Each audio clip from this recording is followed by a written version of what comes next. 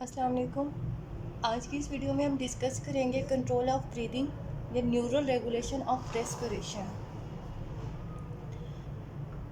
जिस तरह हमारे पूरी बॉडी को एक ब्रेन जो है वो कंट्रोल कर रहा है, ब्रेन जो है वो मास्टर है हमारी बॉडी का, इसी तरह हमारी जो ब्रीदिंग प्रोसेस है उसको भी ब्रेन का कोई ना कोई पार्ट जो है वो कंट्रोल कर रहा होता है। कोई ना कोई जो ब्रेन का जो पार्ट है वो उसको मैसेज भेज रहा होता है कि अब आपने इनहेल करना है या एक्सेल करना है, उसको कंट्रोल करता है। तो हम उसके बारे में रीड करेंगे कि न्यूरल रेगुलेशन बेसिकली होती कहाँ से और कैसे होती है। ओके, ब्रीदिंग जो है वो एक इनवॉलंटरी प्रोसेस है। बाज़ दफ़ा मतलब खुद ब खुद ये हो रहा होता है, लेकिन बाज़ दफ़ा ये वॉलंटरी भी होता है। लाइक हम लोग कुछ टाइम अपनी मर्ज़ी से कुछ टाइम के लिए सांस रोक सकती हैं, तो कुछ टाइम के लिए इनवॉलंटरी है, लेकिन मोस्टली ये वॉलंटरी होता है, लेकिन मोस्टली ये इनवॉलंटरी होता है। ओके, ब्रीदिंग कंट्रोल कौन करता है? Parts of the hind brain. Hind brain का जो पार्ट्स हैं वो ब्रीदिंग को कंट्रोल करते हैं। ये एक ब्रेन की जो है वो स्ट्रक्चर है। ये जो सबसे बड़ा है, ब्लू कलर से एक डायग्राम बनाई हुई है, ये सबसे बड़ा पार्ट होता है ब्रेन का, इसको सेरिब्रम कहा जाता है। इसके नीचे ग्रीन कलर से एक शो किया हुआ है, इसको मिड ब्रेन कहते हैं। मिड ब्रेन के नीचे ये सारा हाइंड ब्रेन होता है। हाइंड ब्रेन में तीन चीज़ें आ जाती हैं। ये जो ब्राउन कलर में है इसको सेरिब्रम कहा जाता है। इसके बिल्कुल अपोजिट साइड पे जो है ये पोन्स है, ब्रेन का ये पार्ट है पोन्स। और देन ये दरमियान में जो ऑरेंज कलर का है इसको मेडुला ऑब्लंगडा कहा जाता है। ओके, ब्रीदिंग को जो कंट्रोल कर रहा है ये हाइंड ब्रेन है। हाइंड ब्रेन के जो दो पार्ट्स हैं पोन और मेडुला करता है, इसलिए मेडुला को ब्रीदिंग सेंटर भी कहा जाता है। और देन मेडुला के नीचे ये स्पाइनल कार्ड होती है। ये थोड़ा सा अनाटमी थी ब्रेन की। ओके, ये मैंने बता दिया है कि मेडुला और ऑब्लंगडा, मेडुला एंड पोन्स जो हैं वो हाइंड ब्रेन के पार्ट्स हैं जो क्या करती हैं, कंट्रोल कर रहे होते हैं ब्रीदिंग को। ओके, मेडुला जो है उसको ब्रीदिंग सेंटर कहा जाता है, ये मैंने आपको बताया है। ये एक एमसीक्यूज़ भी है, ये क्वेश्चन एग्ज़ाम में भी आता है और इसको पूछा भी जाता है, इसलिए आप इसको नोट डाउन कर लें। ओके, ये मेडुला करता क्या है, ये सेंड कर signal to muscles involve in breathing process, inspiration and expiration.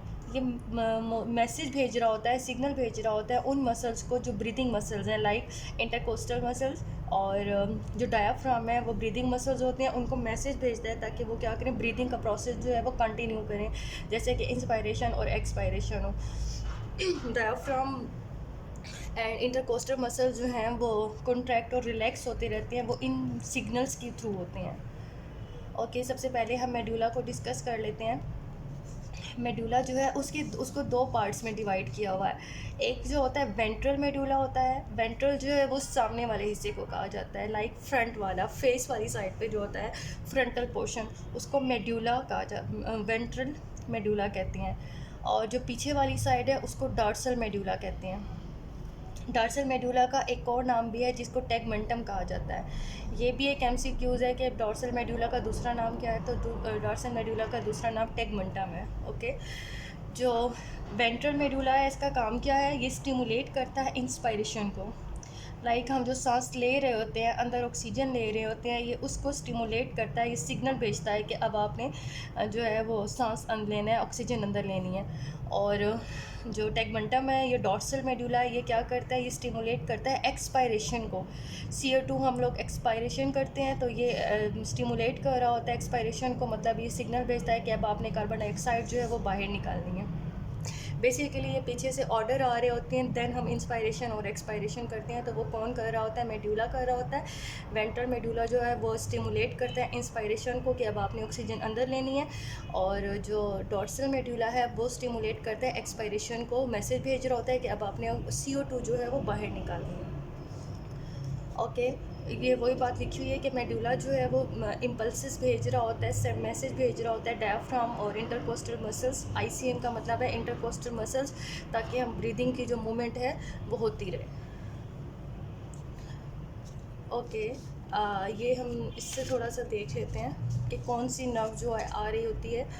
यहाँ से मेडुला या पोन्स जो हैं वो क्या करते हैं, अब मेडुला यहाँ से मैसेज भेजता है। ये स्पाइनल कार्ड है, मेडुला के नीचे स्पाइनल कार्ड पड़ी होती है, यहाँ से नर्व गुजर रही होती हैं। यहाँ से जो नर्व गुजरती है उनको स्पाइनल नर्व कहा जाता है। ये स्पाइनल नर्व जब यहाँ पे नीचे आएगी डायाफ्राम के पास, तो इसका नाम क्या होगा, फ्रेनिक नर्व्स।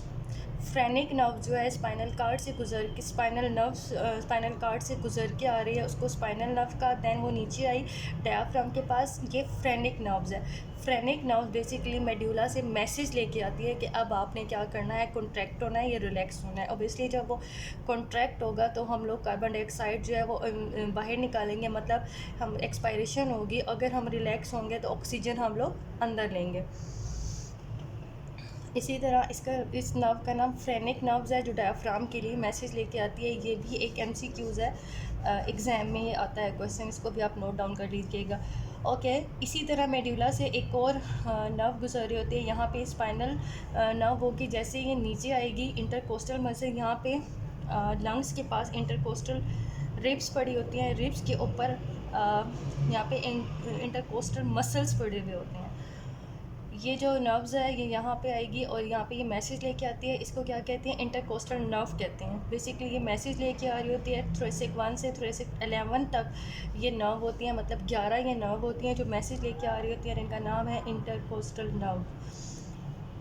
मेड्यूला से ये आ रही है, स्पाइनल कार्ड से गुजर के इंटरकोस्टल तक आई है, इसका नाम भी इंटरकोस्टल नर्व है। और ये मैसेज बेसिकली लेके आ रही होती है ब्रेन से कि अब आपने इंस्पायरेशन करनी है और एक्सपायरेशन, लाइक मसल्स का काम होता है कॉन्ट्रैक्ट और रिलैक्स होना। तो बेसिकली ये मैसेज दे रही होती है, सिग्नल भेज रहा होता है मेड्यूला। ओके, अब हम थोड़ा सा पोन्स के बारे में देख लेते हैं। ये मैंने आपको बताया था कि ये पोन्स है। पोन्स भी ब्रेन का एक पार्ट है। Is a parts of the hind brain beside the medulla oblongata. ये मेड्यूला है, मेड्यूला के भी साइड पे ये पोन्स पड़ा हुआ है। ये हाइंड ब्रेन है, हाइंड ब्रेन के अंदर ही मेड्यूला और पोन्स होते हैं। ये ब्रेन का पार्ट है और इसका क्या काम है, कंट्रोल करता है rate and volume of the breathing. Pons का क्या काम है कि वो कंट्रोल करता है रेट, रेस्पिरेटरी रेट जो होता है उसको कंट्रोल करता है, और वॉल्यूम को, मतलब हमारा जो टाइडल वॉल्यूम है वो 500 ml होता है, ये उसको बेसिकली कंट्रोल कर रहा होता है।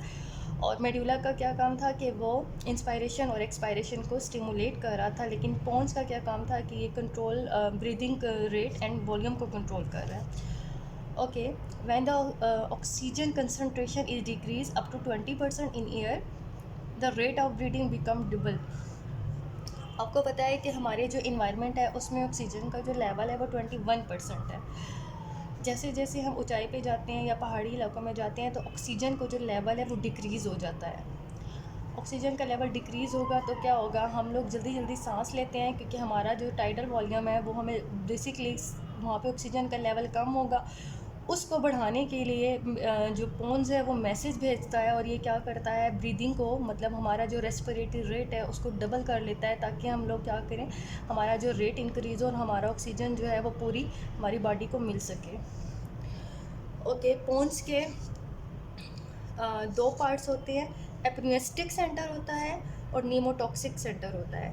एपन्यूस्टिक सेंटर का काम क्या है, ये इंक्रीज़ करता है टाइडल वॉल्यूम। जब हम ऊपर ऊंचाई पे जाते हैं, मैंने आपको बताया ऑक्सीजन का लेवल उसमें कम हो जाता है, तो ये क्या करता है, बॉडी को तो पूरी ऑक्सीजन बेसिकली चाहिए होती है, तो वहाँ पे ऑक्सीजन का लेवल कम है, उसको पूरा करने के लिए रेस्पिरेटरी रेट को डबल कर देता है। लाइक टाइडल वॉल्यूम जो है वो 500 ml नॉर्मल होता है, ये टाइडल वॉल्यूम को डबल कर देता है, और हमारा रेस्पिरेटरी रेट ओबियसली डबल हो जाएगा और ज़्यादा हो जाएगा। नॉर्मल जो है वो हमने पढ़ा था 14 to 16 जो है वो नॉर्मल होता है, तो हमारा रेस्पिरेटरी रेट भी ज़्यादा हो जाएगा और हमारा टाइडल वॉल्यूम भी इंक्रीज़ हो जाएगा अकॉर्डिंग टू आवर बॉडी।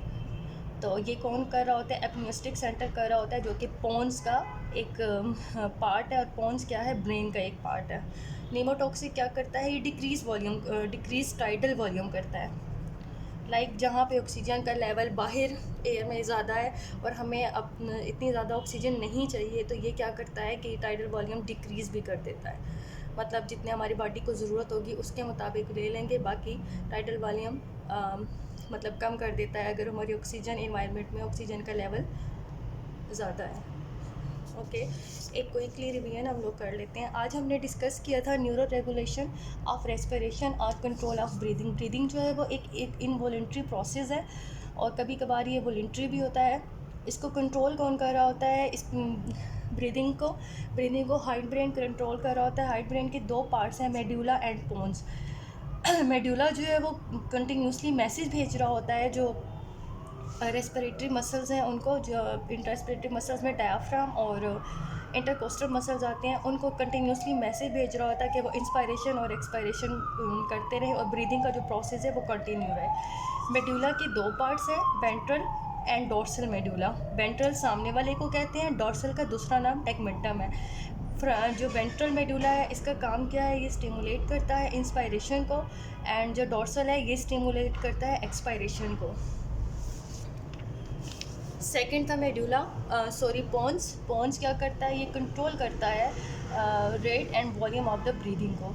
और इसके भी दो पार्ट्स हैं, apneustic centre and pneumotaxic centre. Apneustic centre जो है वो टाइडल वॉल्यूम, जहाँ हमें ज़रूरत पड़ती है, जहाँ पे ऑक्सीजन का लेवल कम होता है तो ये टाइडल वॉल्यूम को इंक्रीज़ कर देता है।